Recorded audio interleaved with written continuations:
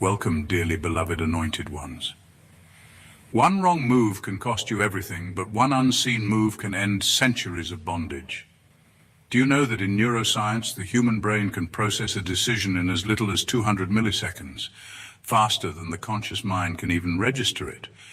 That means you can make a move so quick, so subtle, and so perfectly calculated that no one will realize what happened until the entire game board is flipped. Chosen one. That's exactly what you did. You didn't just make a choice. You executed a spiritual maneuver so quiet it escaped human radar, yet so loud it shattered patterns that were centuries old. The enemy didn't even hear the door slam. They just looked around and realized the entire house had collapsed. And somehow you were already gone. They thought they were playing chess with you, but you were the one who quietly unplugged the board. And today, we're going to expose exactly how you broke every spiritual pattern with a single, invisible move, and why they'll never be able to rebuild what you've destroyed. Number one, you didn't just break the cycle, you dissolved the blueprint. You didn't just stop the cycle, you erased the very framework it stood on. That's the part people miss. Most people fight patterns by resisting them when they show up, but the truth is, as long as the blueprint still exists, the pattern can rebuild itself. It's like knocking down a house while leaving the architectural plans untouched. Sooner or later, someone will follow those plans and build the same thing again. What you did was far more permanent. You went to the source, into the unseen, and dismantled the entire structure so there's nothing left to reconstruct. This is why certain people from your past can't repeat their old tactics. They keep trying the same emotional hooks, the same manipulations, the same back and forth dramas that used to pull you in. But now it's like pressing buttons on a machine that's been disconnected from power. They're frustrated because nothing works, and they don't even fully understand why. They think you've changed, but it's deeper than that. You removed the foundation that gave their games a place to exist. Breaking the cycle at the root level means there's no longer an energetic agreement between you and the problem. Before, there was an invisible handshake, a subconscious alignment with the pattern that made it easy for it to find you. Now the handshake is gone, the agreement is void, and the doorway it used to enter through has been bricked over. This is why even temptations that used to feel overwhelming don't register in the same way anymore. It's not just willpower. It's the fact that you've cut off the pattern's oxygen supply. People rarely talk about how draining this work actually is. It's not glamorous to go into the deep, hidden places where generational pain and spiritual contracts live. It requires a level of self-awareness most people never reach, and a willingness to lose the version of yourself that used to be comfortable in dysfunction. You had to let parts of your identity die so that nothing in you would resonate with the old blueprint. That's why it's permanent. You didn't just fight the pattern. You became someone who no longer has the capacity to house it. And now the spiritual landscape around you is different. That blueprint is gone for good, and because of that, the same chains that held others for decades will never have the right to claim you again. Number two, you shifted the battlefield to a realm they can't access. You moved the battleground to a realm they can't reach, and that single shift changed everything.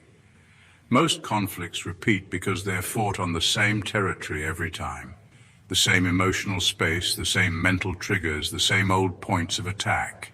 That's the comfort zone of the enemy. They know the terrain, they know the weaknesses, and they know exactly how to set traps there.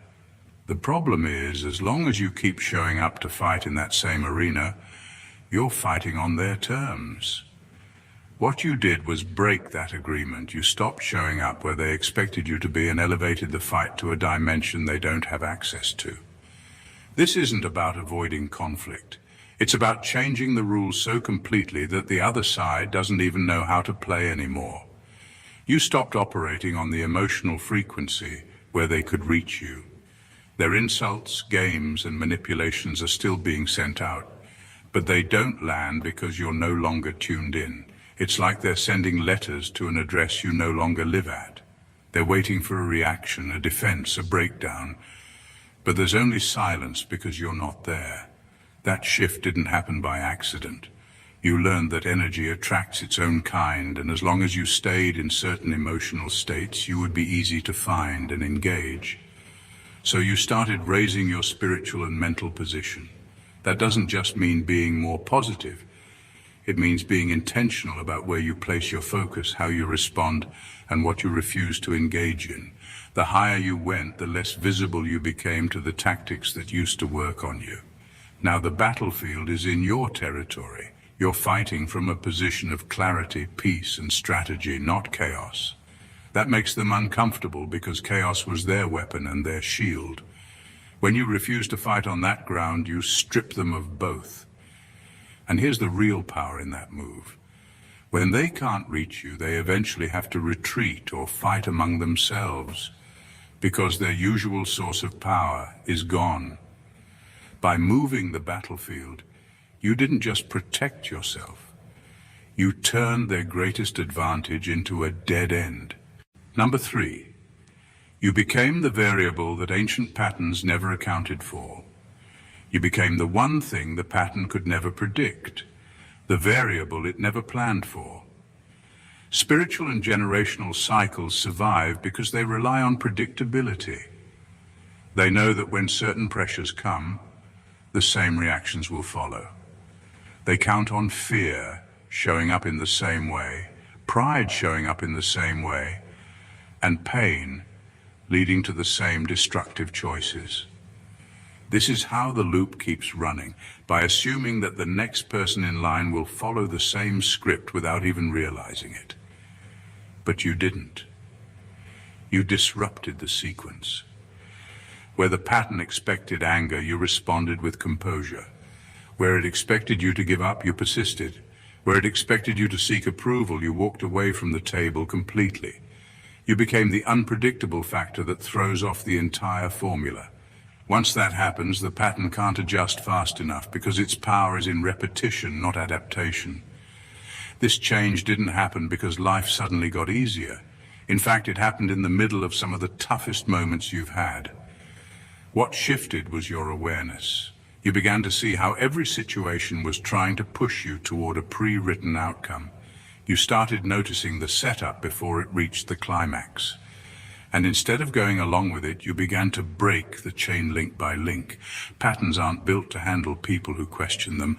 They thrive in the unconscious, in people who react without thinking. The moment you became conscious of the moves being made against you, you broke the illusion that this was just the way things are. You stopped being another piece on the board and became the player who sees the whole game. Being the variable is powerful because it forces the pattern to collapse. Not just in your life, but in the lives of those connected to you. Once you prove that the script can be rewritten, the curse is exposed as something that was never inevitable to begin with. Others might still follow it, but they can no longer say it's unbreakable, because you broke it. You've shown that the moment a person chooses differently, the whole equation fails. That's the moment the pattern realizes it has no more control over you, and that is when it dies. Number 4, you deactivated the trigger words of your bloodline. Some families have patterns so ingrained that all it takes is one word, one accusation, or one repeated scenario to unleash years of stored-up anger, shame, or division. These are the spiritual tripwires, invisible buttons programmed over generations to guarantee a reaction. They can be certain topics that always start an argument, certain phrases that instantly wound, or certain moments in the year that never fail to bring strife. For years, these triggers worked flawlessly because no one ever thought to disarm them. Everyone just walked straight into the trap, over and over again, thinking it was normal. You broke that, and you did it without fanfare, without announcing to anyone what you were doing. You noticed the patterns, you recognized the emotional setup, and you made a decision not to take the bait anymore. It wasn't easy because those triggers were designed to feel personal. They were meant to make you defend yourself, lash out, or spiral into guilt. But instead of reacting, you stayed still. Instead of matching the energy thrown at you, you let it pass without giving it fuel. At first, this made the people around you uneasy. They pulled the lever expecting the usual explosion, and when nothing happened, they were thrown off balance. The silence, the lack of chaos, was foreign to them. But this was the point. Without the predictable reaction, the entire cycle breaks. A trigger only has power if it gets a response. By refusing to engage, you cut the wire. This kind of change is deeper than simply not letting things bother you. It's about rewiring your inner response so that the same words and situations no longer have the ability to pull you into the old emotional state. It's about healing the wounds that made those triggers effective in the first place. You didn't just stop reacting. You took away the part of you that could be provoked at all. Now those old tripwires are nothing more than empty gestures. They've lost their power, not just over you, but over the future. Because once one person in a bloodline learns to stay steady when the trigger is pulled, that emotional weapon becomes useless forever. You've made sure it can't be passed on. The game is over, and they can't even figure out when it ended. Number 5, you rewired your spirit to ignore the old summons. There's a reason some struggles feel less like random mistakes and more like something calling you back into the same trouble. Those aren't just habits, they're summons. They're invisible pulls in the spirit, designed to draw you toward the very cycles you've been trying to escape. They can come in the form of sudden urges, repeating temptations, or coincidences that seem to line up perfectly to get you back where you started. Most people don't even realize they're responding to something beyond the surface. They just feel the pull and follow it. You broke that by changing your frequency. You didn't just tell yourself to stop. You shifted the very spiritual channel you operate on so those old calls no longer connect. It's like having your number removed from a list that's been calling your family for generations. The line still exists, and the calls are still going out, but you can't hear them anymore. That silence isn't accidental. It's the result of deep inner work that reprogrammed how you respond at a spiritual level.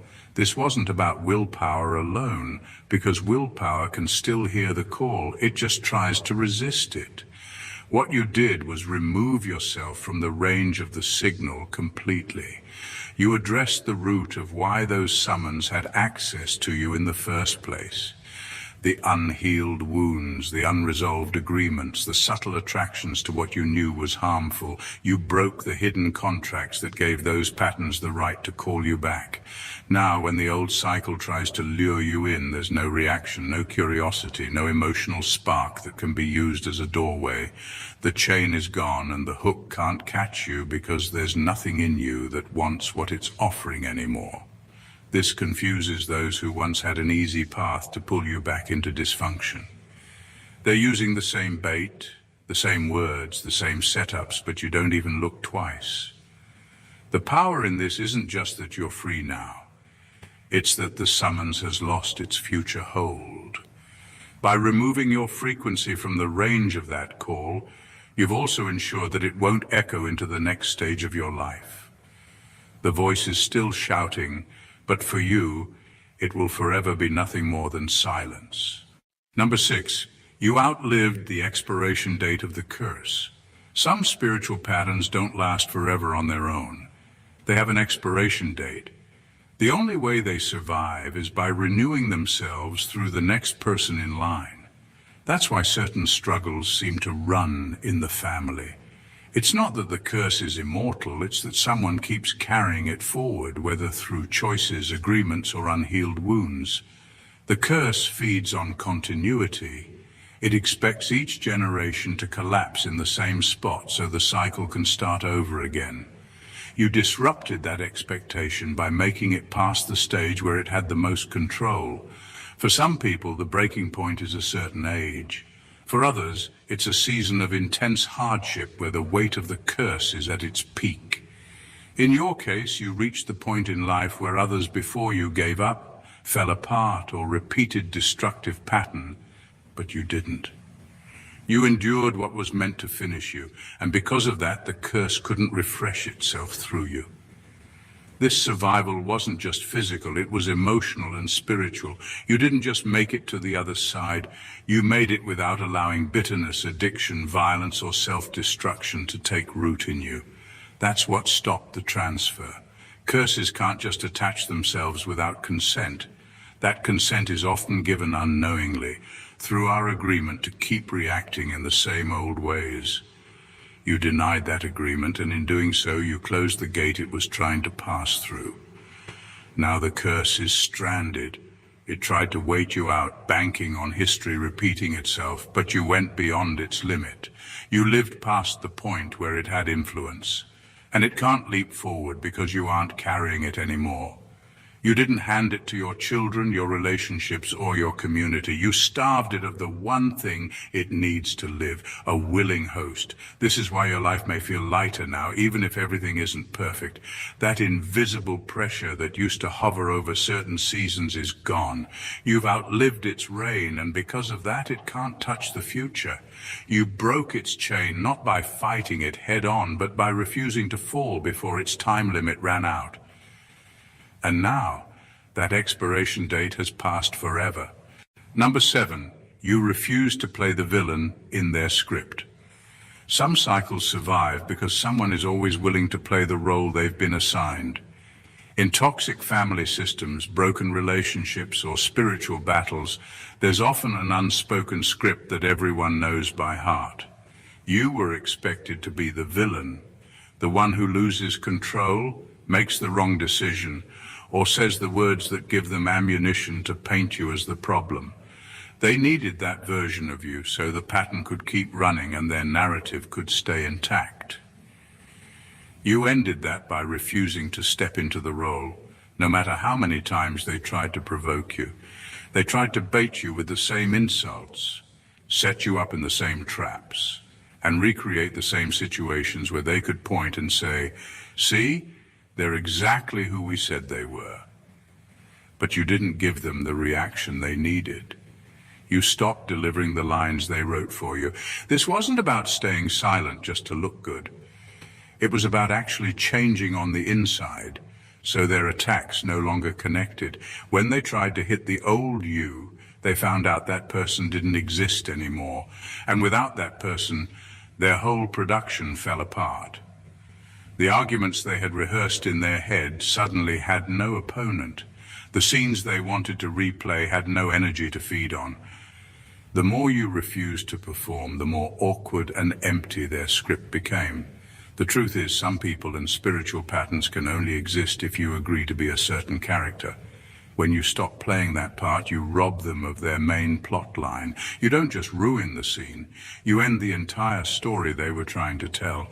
And once that story collapses, they have two options: confront their own role in the dysfunction, or find someone else willing to step in. You chose to rewrite your role so completely that even if they wanted to keep the drama going, they couldn't. You didn't just refuse the part. You burned the costume, erased the lines, and walked off the stage entirely. And without your cooperation, the play didn't just slow down, it stopped for good. Number 8, you learned the language of patterns, and then spoke in silence. Patterns don't just operate randomly. They have a language. It's made up of cues, tones, attitudes, and moves that are designed to trigger a specific reaction. Once you understand that language, you realize that every conflict, every manipulation, every repeat of history is following a script. It's like a code, where certain words or behaviors are meant to unlock your anger, fear, guilt, or compliance. For most of your life, you responded without even knowing you were speaking back to it. But at some point, you began to see the pattern for what it was. You noticed how the same emotional hooks kept showing up. Even if the faces or situations changed, you learned that a certain tone in their voice wasn't just how they talk. It was bait. You recognized that a certain kind of apology wasn't actually reconciliation. It was an invitation back into the same loop. Once you could see the structure behind it, you realized you had a choice: keep responding and keep the pattern alive, or stop speaking its language entirely. You chose silence, but not the kind that comes from fear or avoidance. This was a deliberate, calculated silence. Every time you refused to respond, you were sending a message. This code doesn't work on me anymore. That lack of reaction wasn't emptiness. It was a complete shutdown of the pattern's communication system. Without your response, the loop lost its fuel. What made this so powerful is that you weren't just biting your tongue. You were breaking the agreement at the root. True silence in the face of a pattern isn't about pretending you're unaffected. It's about genuinely disconnecting from the need to engage at all. The part of you that used to feel the urge to defend yourself, explain yourself, or retaliate was no longer there to be activated. And when a pattern loses its language, it loses its authority. If it can't get you to speak back in the way it expects, it has no leverage over you. That's why this silence was so disruptive. It wasn't weakness, it was fluency. You learned the system so well that you could dismantle it without saying a single word. In the end, your quiet didn't just end conversations, it ended the control those conversations once had over your life. Number 9, you removed the energy source it fed on. Some patterns don't survive on their own. They're not self-sustaining forces. They're parasites. They need a constant supply of emotional energy to keep running. That energy might be your fear, your outrage, your guilt, or even your desperate need to be understood. As long as you kept feeding it with reactions, it stayed alive. The moment you stopped, it started dying. The tricky thing about parasitic patterns is that they make you believe your reaction is necessary. They convince you that you have to defend yourself, that you must explain your side, or that you owe them a certain response. Every time you engage, even when you think you're standing your ground, you're giving it the very attention it's designed to feed on. That's why it kept coming back stronger. You were unknowingly keeping it alive. You broke this by cutting off the energy supply entirely. You stopped explaining yourself to people who didn't want understanding. You stopped letting your fear dictate your moves. You stopped giving your outrage away for free every time someone poked at your peace. And because you no longer gave it what it wanted most, your emotional involvement, the pattern began to wither. It didn't die with a dramatic crash. It didn't even announce its end. It faded quietly, losing strength day by day, until one moment you realized it was gone. The people or forces behind it might still be trying the same tactics, but without your energy attached, those tactics are hollow. They can't get the same rise out of you, and that lack of reaction makes them powerless. The beauty of this is that it didn't require a war. It required detachment. By choosing where your energy goes, you became the one in control. And here's the thing. Once a parasitic pattern dies from starvation, it doesn't regenerate in the same way. Without a host, it can't rebuild. You didn't just weaken it temporarily, you removed its lifeline for good. By the time they noticed what happened, it was too late. The parasite was already dead and you had already moved on. They were still looking for a fight, but there was nothing left to fight with. The power was gone because you had taken it back. Number 10, you disrupted the spiritual economy they depended on. Some spiritual patterns operate like a black market economy. There's always an exchange happening, but it's not money being traded. It's emotions, power, and influence. Pain is handed over in exchange for control. Shame is collected in exchange for silence. Fear is harvested in exchange for compliance. Every time you give in to one side of the deal, you're paying into their system, keeping it alive and functional. You broke that by refusing to engage in the trade at all. You stopped giving pain in response to their manipulation. You stopped accepting shame as the price for keeping the peace. You stopped letting fear buy your decisions. This wasn't just about walking away. It was about shutting down the market entirely by making their currency worthless to you. When you do this, the power shift is immediate. Their economy thrives on predictability. They know exactly what to offer or demand in order to get your reaction. They'll stir up conflict to harvest your anger. They'll press on old wounds to make you cave in. But when you refuse the transaction, you remove their ability to gain anything from you. The bait is still dangled, but you're not biting. The invoice is still sent, but you're not paying. The moment you made this decision, their system began to collapse. A spiritual economy can't survive without willing participants. If even one key contributor withdraws, the flow is disrupted, and in your case, you weren't just a minor player, you were one of the main sources of energy they relied on. Without you feeding into it, they had to either find another supply or face scarcity. And here's where it gets interesting. When they realize they can't get their payment from you anymore, they often start turning on each other. The system begins to cannibalize itself because the scarcity of resources creates desperation. You didn't just remove yourself from harm, you destabilized the entire operation. Now they have nothing to bargain with when it comes to you. They can try guilt, threats, or manipulation, but none of it has currency in your world anymore. You set the terms of engagement, and in your terms, their economy doesn't exist. The trade routes are closed, the market is empty, and they are left holding worthless currency that will never spend again. Number 11, you changed the coordinates of your spiritual identity.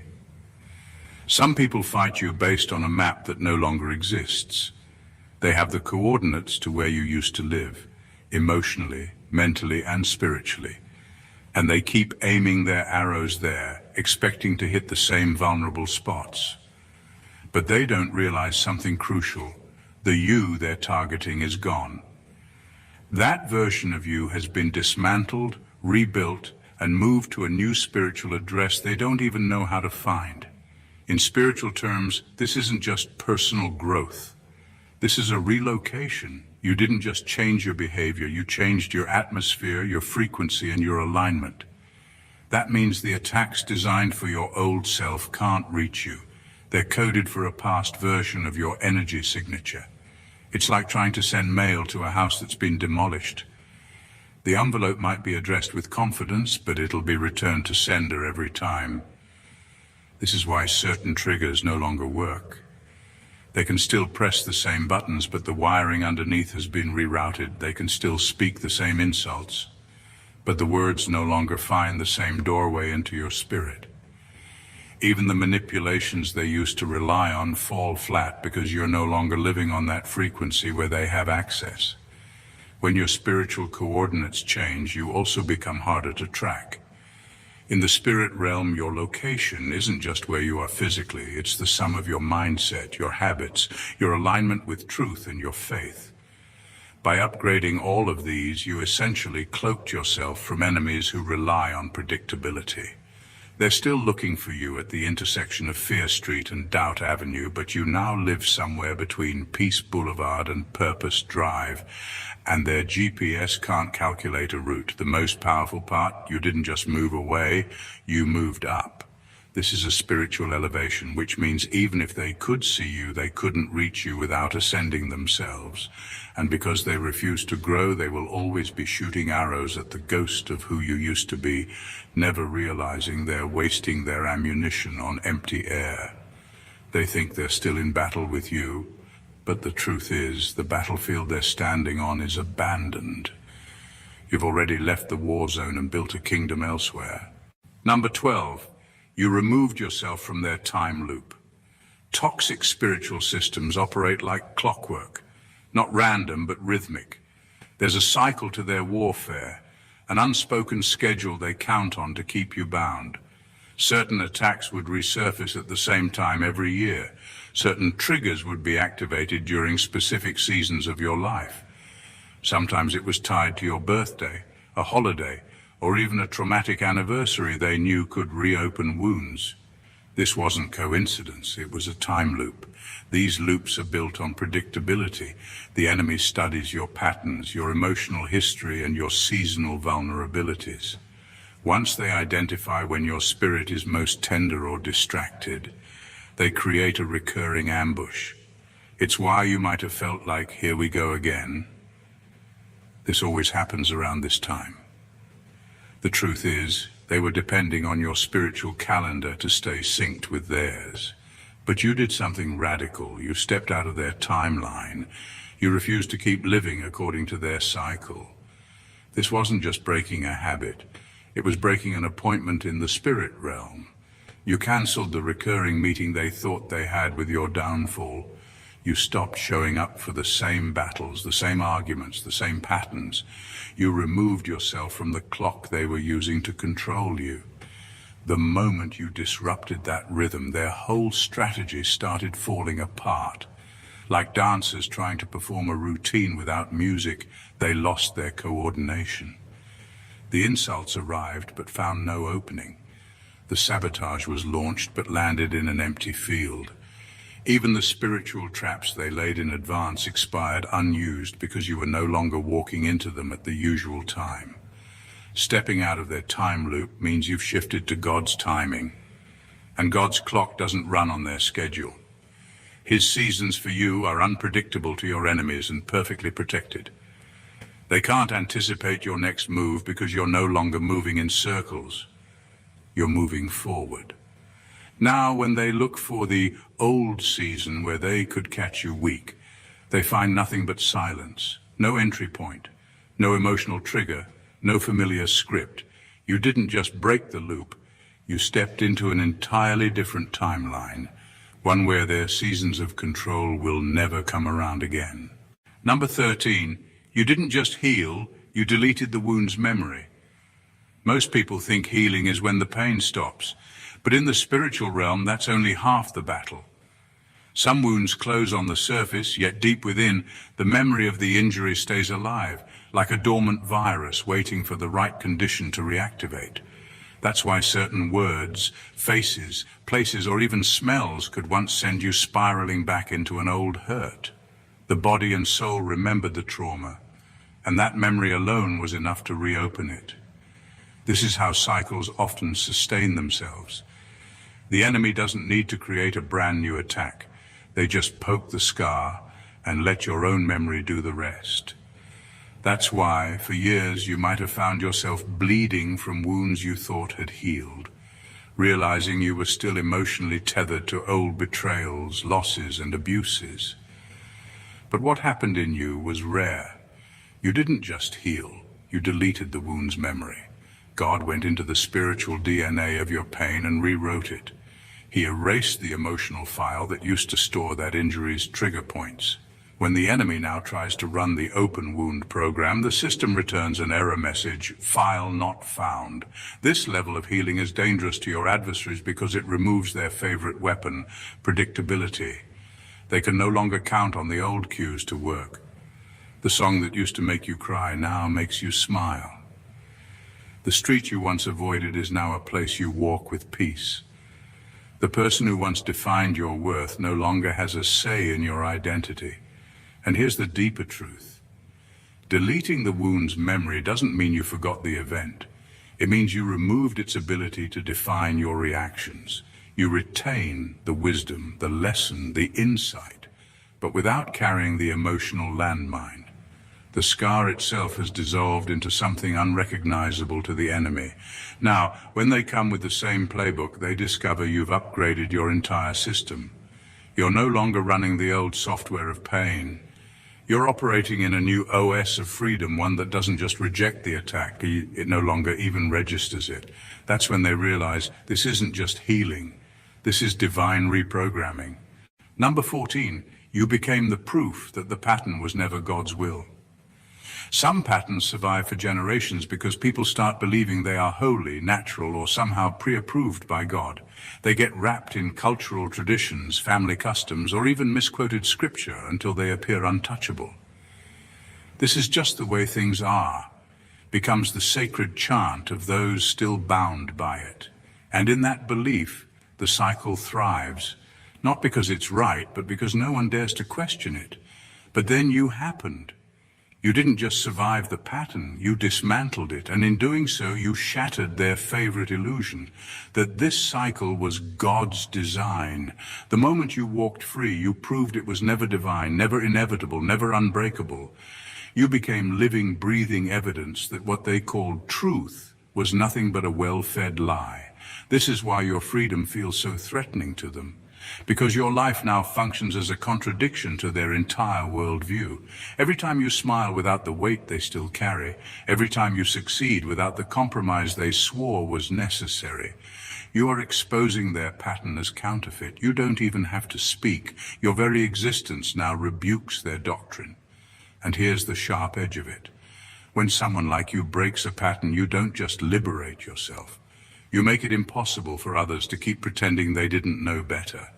Before you, they could hide behind ignorance or tradition. Now your testimony is out there, quietly dismantling every excuse. The spell is broken, and they can feel it. You have become what the pattern feared most, undeniable proof. And proof cannot be argued with. It can only be ignored or attacked. That's why some try to discredit you, distort your story, or drag you back into the old ways. They're not just resisting you, they're resisting the truth you represent. The irony, they'll call you rebellious, dangerous, or out of alignment, but deep down they know you're the one actually aligned with God's will. You're walking evidence that His plans were always for freedom, and that the so-called holy chains they wore were forged in the wrong fire. You didn't just break a pattern, you shattered an entire system designed to keep you bound, controlled, and limited. Every move you made, every silent refusal, every shift in your spiritual identity was a calculated strike against forces that thrived on your pain, your reactions, and your compliance. You rewired your spirit to reject old summons, starved the parasite that fed on your energy, and stepped out of timelines meant to trap you in endless cycles. By refusing to play the roles scripted for you, and by dismantling the economy built on pain, shame, and fear, you collapsed the very foundation those patterns relied on. You deleted the memory of wounds that once held you hostage, and became undeniable proof that what they called God's will was never anything but a lie, meant to keep you chained. Your existence now stands as a testament to freedom, resilience, and divine truth, showing everyone who witnesses your journey that no curse, no cycle, and no spiritual trap is unbreakable when met with unwavering faith and fierce determination. This isn't just your victory, it's a revolution in the spiritual realm, a rewrite of history, and a beacon of hope for all who feel stuck in their own patterns. You've stepped into a new timeline, one where peace, power, and purpose are your coordinates. The old scripts have no hold on you, and the chains are forever broken. Keep walking boldly in this truth. Your freedom is contagious, your light unstoppable, and your story far from over. The patterns that once tried to define you now only amplify your strength. And this is just the beginning. If this message resonated with you and you're ready to break free from your own patterns, make sure to hit that subscribe button so you don't miss any powerful insights coming your way. Like this video if it sparked something inside you, and drop a comment below sharing your own breakthrough or what part stood out most. Don't keep this to yourself. Share it with someone who needs to hear this truth today. Together, we're rewriting our stories and stepping into unstoppable freedom. Let's keep this movement going. God bless you.